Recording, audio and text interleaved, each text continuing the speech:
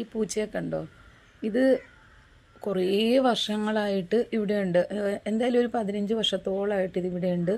ഇതിൻ്റെ 5 തലമുറയിലെ മക്കളും എൻ്റെ അറിവിൽ ഇവിടെ ഉണ്ടായിട്ടുണ്ട്. പ്രസവിക്കുമ്പോഴൊക്കെ ഞങ്ങളുടെ വീടിൻ്റെ കട്ടിലിനടിയിലോ ഞങ്ങളുടെ പരിസരത്ത് തന്നെ വീടിൻ്റെ ചുറ്റിലോ എവിടെയെങ്കിലും ആയിരിക്കും ഇവർ സേഫായിട്ടിരിക്കുന്നതൊക്കെ. അപ്പോൾ ശരിക്കും പറഞ്ഞാൽ എന്നെ സംബന്ധിച്ച് ഞാനിപ്പം ഒരു ഒറ്റപ്പെട്ട പോലെയാണ് ഇവിടെ കഴിയുന്നത് എൻ്റെ വീട്ടിൽ. എന്ന് വെച്ചാൽ നേരത്തെ എന്നൊക്കെ പറയുമ്പോഴേക്കും ഇവിടെ എല്ലാം കൂട്ടുകുടുംബമായിരുന്നു. ഇപ്പം എല്ലാവരും വീടൊക്കെ സ്വന്തമായിട്ട് വെച്ച് മാറി. അപ്പോൾ എല്ലാവർക്കും അവരവരുടേതായുള്ള സ്വകാര്യതകളായി. എല്ലാവർക്കും അങ്ങനെ തന്നെയാണല്ലോ. അപ്പോൾ എന്താ പറയണ്ടേ, ഇത് കണ്ടില്ലോ, എല്ലായിടവും ചുറ്റിമറിച്ചു. അങ്ങനെയുള്ളൊരു അവസ്ഥയാണ്. അപ്പം ഈ അപ്പുറത്തും ഇപ്പുറത്തും ഒക്കെ ഉള്ളതെല്ലാം റിലേറ്റീവ്സ് തന്നെയാണ്. പക്ഷേ എല്ലാവർക്കും ജോലിയും കാര്യങ്ങളും ഒക്കെ ഉണ്ട്. അപ്പോൾ എല്ലാവരും രാവിലെ പോകുന്നതിന് രാത്രിയിലേ വരും. അപ്പം എന്നെ സംബന്ധിച്ച് കുറേ കാലങ്ങളായിട്ട് ലോട്ടറിയൊക്കെ ആയിട്ട് നടന്നിരുന്നല്ലോ. ആ സമയം മുതൽ ഞാൻ ഉച്ചയ്ക്ക് ഇവിടെ വരുമ്പം എനിക്ക് ആരും സംസാരിക്കാനൊന്നുമില്ല. മൊബൈലിനകത്തൊക്കെ എത്രത്തോളം എന്നും പറഞ്ഞിട്ട് നമ്മൾ കണ്ണു നട്ടിരിക്കുക. അങ്ങനെ എന്താ പറയണ്ടേ,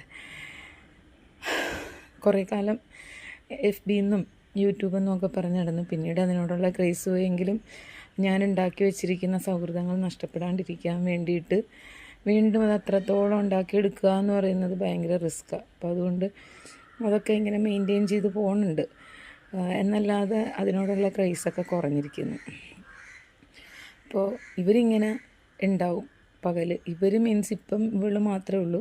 ഇവളുടെ മക്കളുണ്ട്, വേറെ കുറേ പൂച്ചകളുണ്ട്. എല്ലാവരും ഇവിടെ വരും. എന്താണെന്ന് വെച്ചാൽ എൻ്റെ ഹസ്ബൻഡ് പൂച്ച സ്നേഹി എന്ന് മാത്രമല്ല, വളർത്തു മൃഗങ്ങളോടൊക്കെ ഭയങ്കര ഇഷ്ടമാണ്. നായ്ക്കൾ, പൂച്ച, അതെല്ലാം ഇഷ്ടമാണ്. അപ്പോൾ ഇവിടെ ഒന്നിനെയും വളർത്താൻ ഞാൻ സമ്മതിക്കാറില്ല. കാരണം വേറൊന്നും കൊണ്ടല്ല, ഇത് മത്സ്യങ്ങളെ ആണെങ്കിലും ഞാൻ അങ്ങനെ എന്താ പറയണ്ടേ, ഇവിടെ മോനൊക്കെ സ്കൂളിൽ പഠിച്ചിരുന്ന കാലത്ത് അവൻ ഈ മീനൊക്കെ, കളർ മീനുകളൊക്കെ കുപ്പിയിലാക്കി ഇവിടെ കൊണ്ടുവെക്കും. 2-3 ദിവസമൊക്കെ ഇങ്ങനെ ആകാംക്ഷയോടെ കാത്തിരിക്കും. 4-ാം ദിവസം അത് ചത്തും. അപ്പോൾ അത് കാണുമ്പോൾ എനിക്ക് ഭയങ്കര വിഷമമാണ്. അപ്പോൾ അതുകൊണ്ട് എന്താ പറയണ്ടേ, പണ്ടൊരിക്കൽ ചത്തുപോയ പൂച്ചേനെ കുഴിച്ചെടുത്ത് വീണ്ടും അതിനെ നോക്കി സങ്കടപ്പെട്ട ഒരാളാണ് ഞാൻ. അത്രത്തോളം അതിനോടൊക്കെ ഭയങ്കര അറ്റാച്ച്മെൻ്റൊക്കെ ആയിരുന്നു. ഇപ്പം പിന്നെ ഒന്നിനെയും എനിക്ക് സ്നേഹിക്കാൻ തോന്നാറില്ല. നമ്മുടെ കൺമുന്നിൽ വെച്ചിട്ടോ അല്ലെങ്കിൽ നമ്മുടെ അറിവിലോ അവർ ഈ ലോകത്തുനിന്ന് യാത്ര പറഞ്ഞു